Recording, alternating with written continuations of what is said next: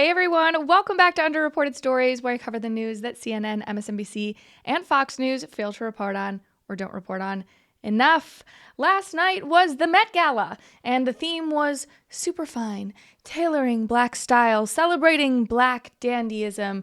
Now, I, like you, live in reality, and so I wasn't familiar with most of these terms and this terminology, but I am led to understand that the theme is about black men utilizing style to get ahead in business ventures throughout slavery and following the end of slavery, which is an interesting and fascinating theme. And I only know that because of my friend ChatGPT. So thanks, Chat. And I knew when I read this description, or ChatGPT's version of this description of what this is, that somebody was going to get canceled for this theme. So, given the racial tinge of the theme, I figured what better to do than make our Met Gala recap a segment of random racism. Random racism!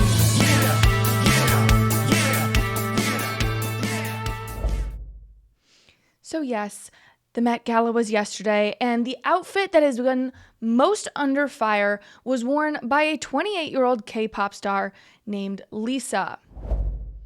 You can see on the screen, if you are in the viewing audience, this individual. I'm not super familiar with her. I'm led to believe that she was on White Lotus season 3. I'm not a White Lotus person, never got into it, but apparently she's very famous, or she's like on the rise. And I'm looking at the outfit right now. On the outside, I don't see much that is wrong with it other than, girl, where the hell are your pants? You know, I hear all the time, Chrissy, leggings aren't pants. Okay, if leggings aren't pants, then whatever the hell this is certainly not pants either. But those in the listening audience, she's wearing a bodysuit that's kind of like lingerie in texture, and then she's wearing a blazer over top of that, and then she has stockings underneath with the Louis Vuitton logo. Now, she's a pop star. She's probably a model of some sort. Like, she's got the body to rock it. It's the Met Gala. Everyone looks like a freaking clown. Of all the clowns I saw on the red carpet last night, this wasn't necessarily the worst in terms of overall from an outsider's view. The black blazer, it's on the theme. Here is where the controversy lies, though. It was not necessarily in the overall outfit, but in the details that you'll see here. And if you're watching and you look closely at the lingerie part, which is covering her crotch, I'm so sorry to be showing this to you, there are seemingly civil rights activists crocheted into the lingerie, and eagle-eyed viewers noticed that the woman embroidered onto Lisa's crotch seems to resemble Rosa Parks. Who thought that that was a good idea? Like, actually, who thought that that was a good idea? I don't know. Now, I'll be quite honest with you. I am not nearly as offended by the Met Gala as most people are. I just find it to be like this weird output of fashion where obviously nobody dresses like this. They're trying to garner attention. They're trying to get us to be angered about it. But of all the years of the Met Gala, last night really didn't ruffle my feathers all last night or all that much. But this one struck me as particularly odd. And I actually like the idea, in theory, of crocheting civil rights activists onto, let's say, a bodysuit that's on your arms or somewhere that isn't offensive, like your hoo-ha.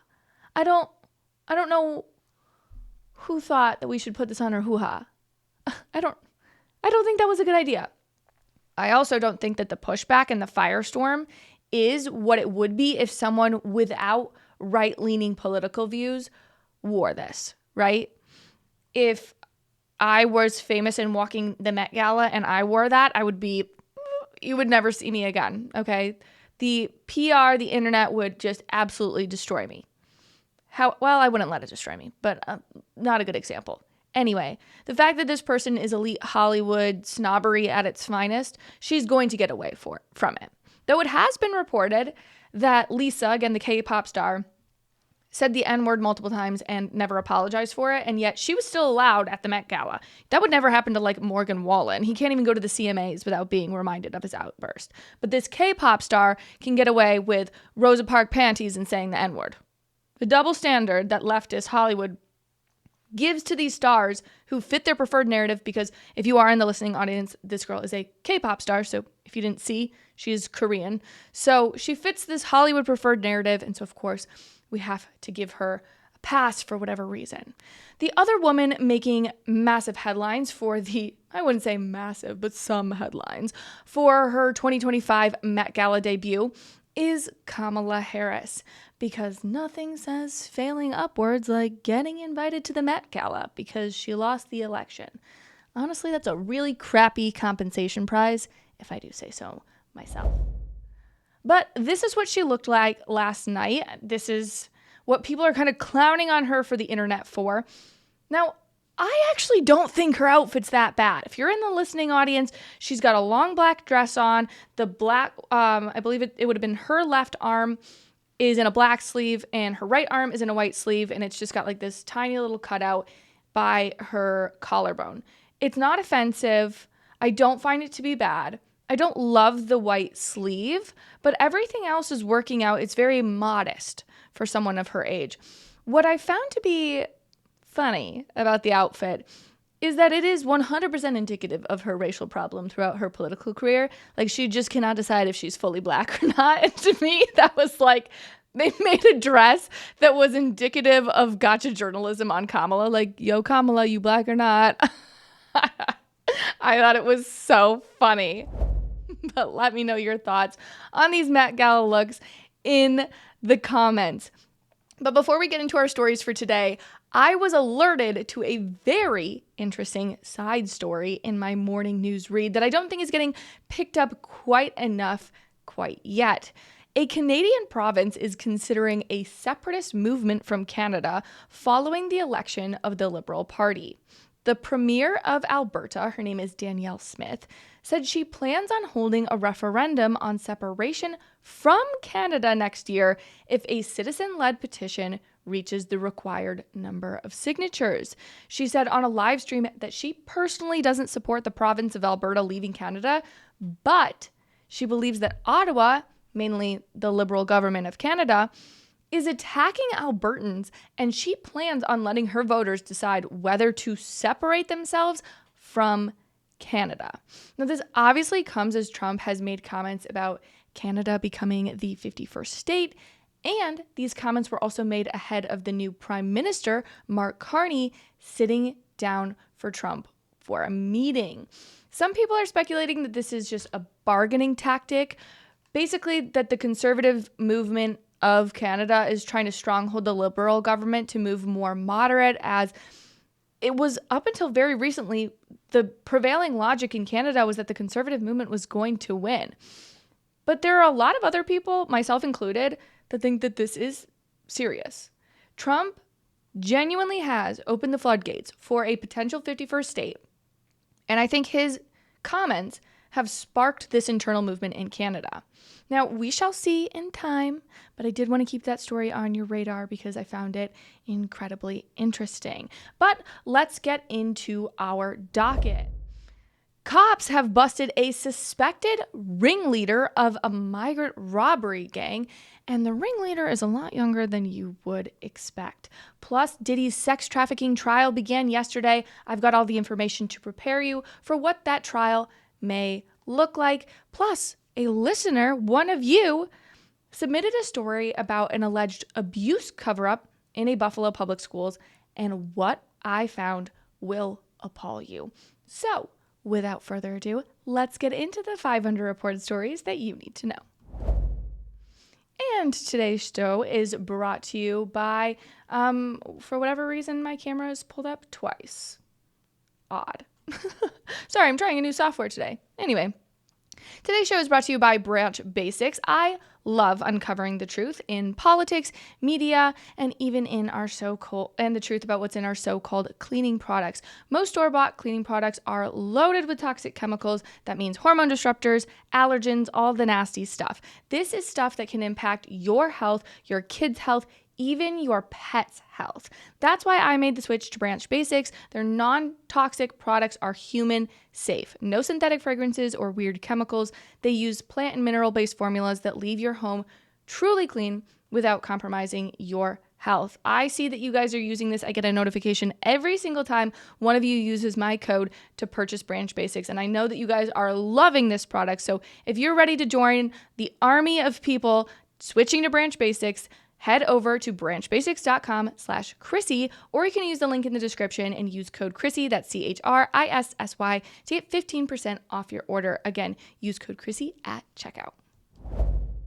Okay, so a 12-year-old migrant boy was busted in a violent subway mugging and is being accused by the NYPD of being part of a rowdy mob that attacked 2 cops in Times Square. We're talking about a 12-year-old. He's 12 years old. Let that sink in. Law enforcement believes that this child is a, quote, ringleader of a migrant robbery crew behind a string of muggings in Central Park. This child was initially arrested in August of last year when he was just 11 years old. But thanks to New York's lax juvie system, he was released with just a slap on the wrist. Police believe that the boy is linked to the violent Tren de Aragua gang, but Tren de Aragua actually has a youth offshoot known as Diablos de la 42, or Devils of 42nd Street. I saw that. I was like, this is going to put the YMCA out of business. Who needs the YMCA youth groups when you have the Devils of 42nd Street, right? Terrible. Terrible. Apparently, when these kids get arrested, they're actually really proud of it. It's kind of a symbol of status, if you will. They will get arrested, and then their friends will take Snapchats of them and post about it on Snapchat. And they will throw up gang signs to their Snapchat community, if you will. Then the kids will obviously get released back into the community. And because of their ages, we don't know their names. We don't know their home country. We just know the New York Post has used time and time again the word migrant, which is code for illegal immigrant. Now, the lack of action from the previous administration is always been not only questionable, but borderline treasonous.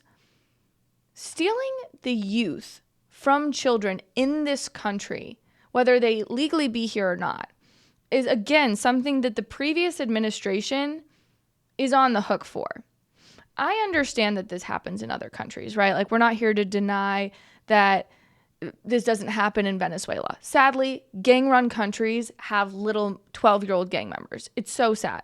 That shouldn't happen, but it certainly shouldn't happen here in America. Who's to say that an American child won't get caught up in this? Who's to say that an American won't get hurt by this? We don't know. We can't say. And the sad part about this is that this is not going to be like the woke white child, right? Like the woke liberal. Hopefully it happens to nobody. But on average, this is not happening to kids with money. It's happening to kids in the poorest neighborhoods that are adversely affected by this behavior in these illegal immigrants. And I can guarantee you that this is happening in big cities. This is, being reported on in New York, but I can guarantee you it's happening in Chicago. It's probably happening in LA. It's probably happening in Memphis and Tampa. I don't know. List the city, I'm sure, where there's Tren de Aragua activity, Colorado namely. You're going to see this kind of behavior as well. And what's happening is the American taxpayer is basically bankrolling this activity. And worse, again, under the previous administration, we're promoting this using taxpayer dollars. And the sad part of it that's taking place in New York City, for example, is it's not like Tom Homan and ICE can just go to the NYPD, knock on the door, get this kid's information, and deport him. That's what you would want to happen, right? But that's not what's happening. New York is a sanctuary city. Well, New York State is a sanctuary state, I believe, but New York City is a sanctuary city, as we call them. They are not the NYPD going to give that information to the federal government. New York is very clearly more interested in protecting a gang-affiliated child and the Tren de Aragua gangbangers forcing this kid to do it than they are concerned about New Yorkers. And that should really say something. My heart really breaks reading this story because it really breaks for this child. This is just a kid. He's following and looking up to other people, and he's just engaging in lawlessness, and this is never going to end well for him. And I can't wait till the media gets there. I can't wait until the Trump administration does get their hands on this kid, deport him back to whatever country, likely Venezuela, that he came from, and the media tries to make a whole thing about this. No, this kid is a full-blown ringleader of a gang, according to the NYPD, who won't even turn him over. Come on, guys. We have to end this. We have to stop playing this faux outrage game. This is lawlessness. True and utter lawlessness. But I do want to move on to our second story, which also touches on lawlessness, allegedly. Jury selection for Sean Diddy Combs began, and he is facing up to life in prison on racketeering and sex trafficking charges. Yesterday, May 5th, the jury selection began, and it's anticipated that selection will take all week, with opening remarks beginning on May 12th, so that's next Monday. Prosecutors reportedly offered Diddy a plea deal 10 days ago, and he turned down the plea deal and pleaded not guilty. Very interesting to me. Unfortunately, we don't know the details of that plea deal yet. They aren't public information, but I really do hope one day we get access to that. There are insider sources, though, over, covering this trial, who say that Diddy's legal team believes that they can totally win this. Now, I'm skeptical, personally. I'm just giving you my bias up front. I'm skeptical. Those same inside sources claim that Diddy's legal team plans on arguing that he was a swinger. That's their massive breakthrough in terms of figuring out how they're going to deal with these Diddy charges. Remember, he's being charged with racketeering, sex trafficking, and transportation to engage in prostitution. I don't think swinging is a defense for any of those charges. It may be a potential defense for who he is as a person, but being a swinger does not equal engaging in racketeering. I don't know how you want to square that circle, legal team. But as the case nears, there are a couple things that you should know, specifically who you should expect to hear from. And again, we don't actually get to watch this trial. It's the worst part about federal cases taking place in New York, is that New York has a law that you can't go in and actually record. There's no cameras in the courtroom. So we're really relying on sketch artists and journalists who are actually in the room. And yikes on that one. Hopefully we have some good journalists in the room. Not like the journalists who were in the room when Trump was actually when Trump was in this same courtroom for his charges by Letitia James about alleged, racketeering in his business as well. So back to the case. Here's what you need to know. Here's what we're going to hear from. First off, Cassie Ventura. If you don't know that name, if you're not steeped in the whole Diddy controversy, she is Diddy's ex-girlfriend who was assaulted by him in video footage. We'll see that video in trial as well. We know that the judge who is overseeing this case ruled that this video, which is a very infamous video of Diddy allegedly assaulting Cassie Ventura in a hotel lobby and then elevator and everything, is very disturbing. That video will be permitted to play in the courtroom. So we're going to see that video. We're going to see Cassie Ventura actually take the stage. Then we will use and see 3 other alleged victims who will use pseudonyms. Again, we won't know their names. We won't see their faces because New York has those privacy protections in place and we won't see those through the courtroom. We can't see anything in the courtroom. The last people that you will see is that there are 2 witnesses who can attest to the authenticity of the videotapes of Diddy assaulting Cassie Ventura at that LA hotel. Diddy's team right now, from my understanding, is they're trying to make that video seem dicey, like it was edited, like it was manipulated in some way, shape, or form. And we're going to have 2 people on trial or take the stand for this trial to attest to the authenticity of those tapes. So that's what you can expect.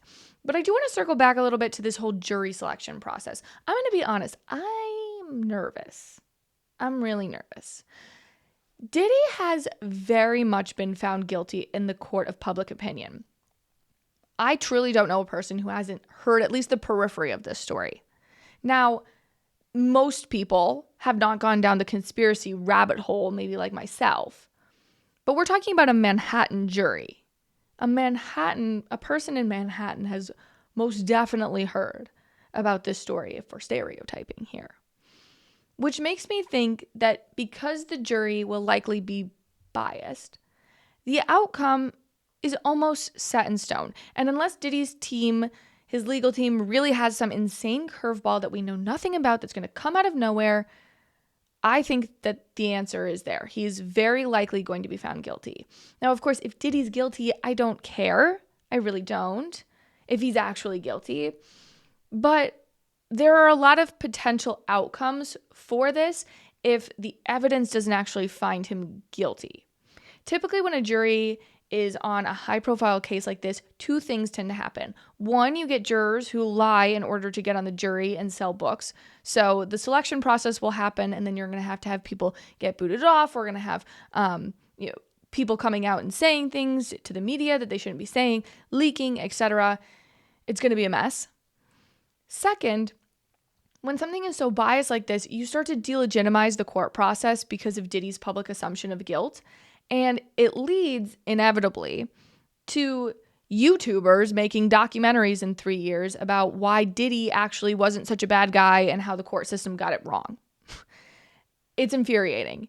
It's why the founders of the country heavily emphasized impartial juries, because you want to make sure that everybody can respect the outcome of this.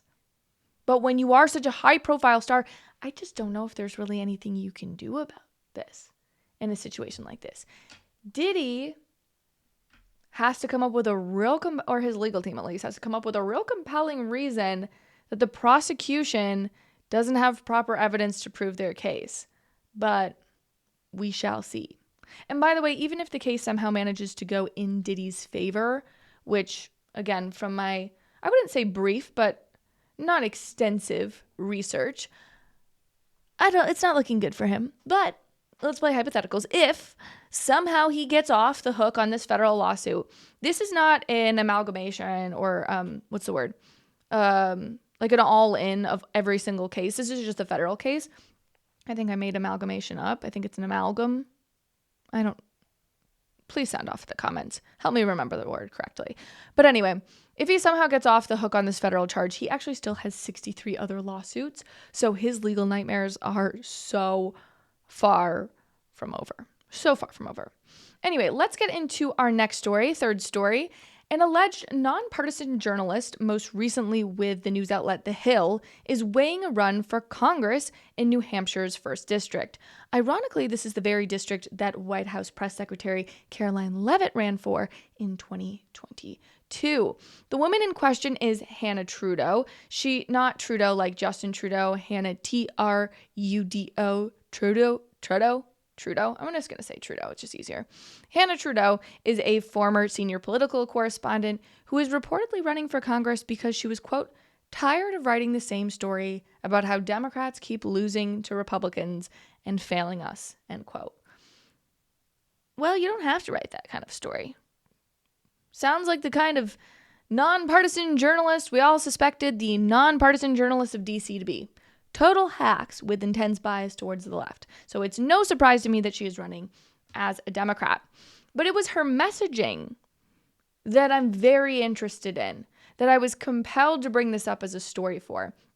So she tweeted, I believe it was earlier this year, in April of this year, that it is, quote, undeniable that Bernie Sanders is the current leader of the Democratic Party.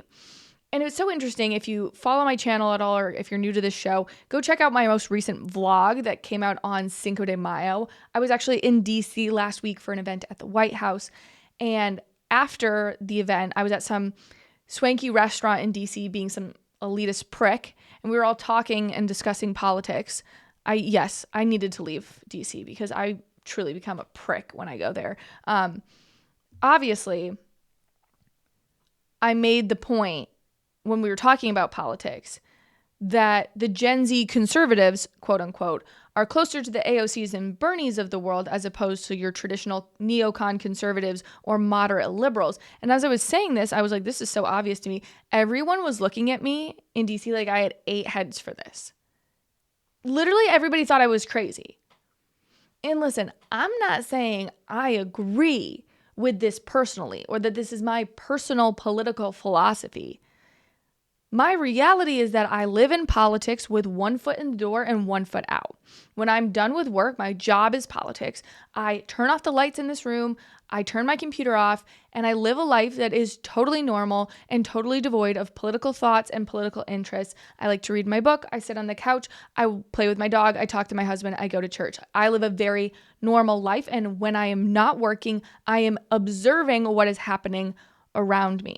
What is happening around me is that young people are looking for justice from neocons, from liberals alike, who promised hope, who promised change. I'm looking at you, Obama. I'm looking at you, Bush. And the aspiration that we felt around that left us with a generation that is worse off than the millennials. Maybe not in fashion. Sorry, guys. I love you, millennial listeners. But it's just true. But economically, we're not doing well. Millennials are crushing us in that department. Trump promised change. Trump is bringing change. Bernie promises change. AOC promises change. I'm not agreeing that their message is smart. I think that these far left socialists are moronic. What I'm saying is I think I'm right when I say that for this generation to compete with Gen Z, which is a growing generation. We're growing up, by the way. I'm 28 years old. Okay, we're growing up. Politicians need to be able to address those concerns. And right now, as of current day, the only factions of the party doing that are MAGA and the Bernies of the world. So I don't think that Hannah Trudeau is wrong in her messaging. In fact, I think it's likely a winning message, and that should frighten all of us, if I do say so myself. But anyway, today's show is also brought to you by my merch line, Based. I'm an independent journalist, you guys know that, and the best way to support this show isn't to just Venmo me money, it's to purchase a hat, a hoodie, or a tote from my merch line, Based. All of that funding goes into operational expenses of keeping me independent. Based apparel is so cute and sleek. It's the opposite of woke. It means you're based in logic. It means you're based in truth. Honestly, it's just a really subtle way to suggest that you're a free thinker without plastering "I'm a free thinker" on my shirt, right? So if you want to support my work here, if you love this podcast, please head over to basedinlogic.com to check out our latest apparel. My personal favorite is the Based two-tone shirt. I just wore it to bed last night. And remember, when you buy merch, you are directly supporting this show and my journalism. So thank you very much for that.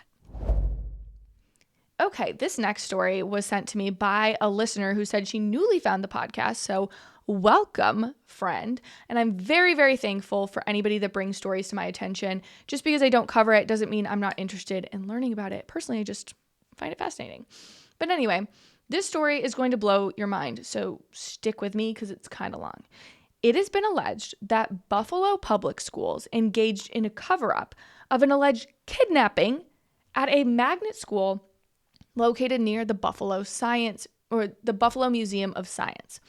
On February 11th, police were alerted to an assault in progress inside the Charles Drew Science Magnet School.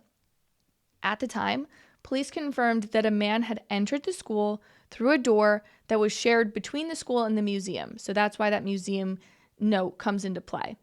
So this man comes in through a door shared between the museum and the school, gets in, and approaches a young student.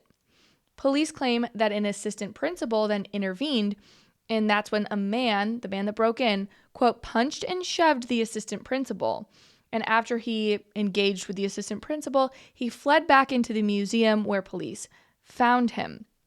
The man was identified as 30-year-old Shane Cronin of Lombard, Illinois. He was initially charged with a felony count of burglary and 3 misdemeanors, including endangering the welfare of a child. Now, that's where you think the story would end, right? Really sad. That's kind of crazy. A guy got into a museum. This museum door shares its door with a school. This guy was able to just waltz on in. An assistant principal was punched. Kind of a crazy story. It took a whole new life this past week when a special victims unit officer from Buffalo named Richard High went on a podcast called Unsubscribe Podcast and alleged that the man who broke in was not breaking into the school. He was actually attempting to abduct two children, a boy and a girl. And worse, the family of the boy allegedly wasn't informed by the school until the district attorney's office was informed first. The parents did not even know. Then, in that same podcast, the SVU detective alleged that surveillance video of the incident had been deleted by the school. Again, allegedly. This obviously led people to believe that the Buffalo Public Schools were engaging in a cover-up. The Buffalo Public Schools have vehemently denied this in a statement. This is what BPS said. Let me pull that up for you. The Buffalo Public School District is aware of unfortunate and untrue recent allegations circulating in an online video. The district is prepared to vigorously address these untruths. The district has prioritized the safety and security of its students and staff every day. BPS is the second largest district in New York State, with some 60 schools, 30,000 students, and 7,000 staff, and any transgressions that may happen are handled swiftly with seriousness, integrity, fairness, empathy. The BPS maintains a close and professional relationship with the Buffalo Police Department as a means to ensure that safety is a priority. Now, the Buffalo Board of Education is attempting to hire a firm to investigate the school district's handling of the incident because the Board of Education seemingly does not believe what the school district is selling. And it's not looking good for the Buffalo Public Schools because now, as of now, the man accused of breaking into the school is also being charged with felonies, including attempted kidnapping, after being indicted by a grand jury. So the district attorney saw this case, escalated it. A grand jury indicted this guy on alleged kidnapping. But the school district is claiming that this podcast guy or this SVU detective going on a podcast is some sort of conspiracy. Already we're seeing that the cover-up conspiracy is proving to be true. How insane is that? Now, the big problem, I think, for these school districts is that they have a tendency, and it's not just BPS. I see this all the time when it comes to schools and just generally PR, which I'm fascinated by. These school districts have a tendency to make intense proclamations instead of just keeping the doors open, right? They were like, this did not happen. These are untruths, very serious, kind of fake word, if I do say so myself. I've been saying that a lot lately, if I do say so myself. I don't know why, I just like it. Anyway, I do think, back to my point, that these school districts make these intense proclamations. They don't keep the door open. And then their fatal flaw comes in that part of their statement is no longer true anymore. And that just makes us all more suspicious of what they could possibly be covering up. It puts them in a bad place. Truly, it puts them in a bad place. And I don't feel bad for them at all. Someone I do feel bad for, though, is the biological women who were swimming in a meet over this weekend. I want to introduce you guys, sadly, to someone named Anna Caldas. Anna Caldas was born a biological male and over the weekend won 5 races at a national championship meet as Anna competed against biological women. Anna beat the competition by 4 seconds, which in the swimming world is absolutely insane. Typically, 50-yard races like the one I'm going to show you in a video in a second, they're won by a 10th or 100th of a second, but I'm going to pull this video up of the swim meet just to show you how absurd and crazy this is. So for those of you in the listening audience, there is somebody way ahead, and you'll see Anna touch the board right now. Taking the win for heat number 14 with a 29.74 from O2 Performance, Anna Caldas. That's absolutely nuts. Now, I posted this entire saga of Anna Caldas as a short form video on TikTok and Instagram yesterday, Monday, Cinco de Mayo, okay? And a lot of the comments in the comment section were, how is this still allowed to happen? I thought Trump outruled this. So I wanted to take the time here to explain what happened and why this is still allowed. So this took place at the U.S. Masters Swimming, which is a nonprofit organization that doesn't rely on federal funding the way that a public school would. So The Trump administration doesn't have power over nonprofits or private companies that choose to allow this. So the only change that really can happen here is at an organizational level, which has been my point about a handful of the Trump initiatives. There's just only so much that the government can do to elicit change. No matter what the Trump administration does in terms of creating an executive order to get biological men out of women's sports, it can't stop instances like this. Change like this has to come through culture. And more importantly, arguably, has to come through Americans growing a damn spine, especially liberal Americans, and realize that being nice is not effective.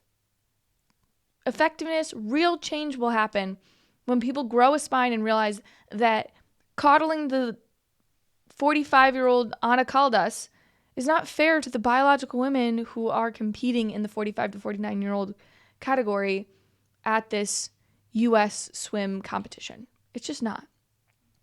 But while we're on the topic of gender, I do have a bonus story for you guys. So we have been hearing for weeks how the governor of Maine is just refusing to comply with the Trump administration's transgender policies for schools. So yes, the Trump administration does have jurisdiction in this area because these schools in Maine are funded by federal tax dollars through the Department of Education. And I think all of us have collectively been wondering, why is this the hill that the governor of Maine has decided to die on? Why in the world would she support these policies, given that 80% of Americans, according to the New York Times and Ipsos, are on Trump's side on this issue? Well, I actually have an answer for you. So Governor Janet Mills has a sister named Dora Ann Mills, who is the Chief Health Improvement Officer at Maine Health, which is a healthcare system that was a top donor to Janet Mills' 2022 gubernatorial campaign. So her sister works at a hospital. The hospital gives money to the governor during her campaign. Okay. Since Governor Mills has won election, she has unilaterally changed Maine's Medicaid program to fund elective sex change surgeries. In 2023, Governor Mills signed a bill allowing minors access to hormone therapy, which Maine Health just so happens to provide. In 2024, Mills signed another bill that shields providers from red states that prohibit surgery and hormones on minors. So the providers at her sister's hospital, her top donor's hospital, can't be prosecuted for doing something wrong in the eyes of a red state.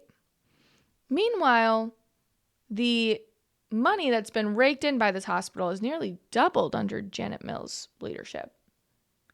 What I'm saying, if you're not picking up what I'm putting down, is that all of these laws are quite lucrative for Maine Health, which is, again, not only employing her sister, but a top donor. Now, I think that all of this could be chalked up to coincidence. Correlation does not equal causation. But I do think it gives us a nice insight as to why the governor of Maine is risking losing federal funding for school meal programs all across her state because she, and her alone, refused to comply with Trump's executive order. But let me know your thoughts. Is it a coincidence or corruption? I don't know. Anyway, while you're down there in the comments, if you're a real one and you made it to the end of today's show, will you drop the leaf emoji as an homage to our brothers and sisters in Canada looking to escape a liberal government? Thanks, friends. Have a great rest of your week. I'll see you back here on Thursday. Bye. Thanks so much for watching. If you liked what you heard, please be sure to subscribe and leave a comment about how beautiful, intelligent, and funny I am. And if you want more content, click right over here for more videos and clips of my show. I'll see you back here next time. Bye.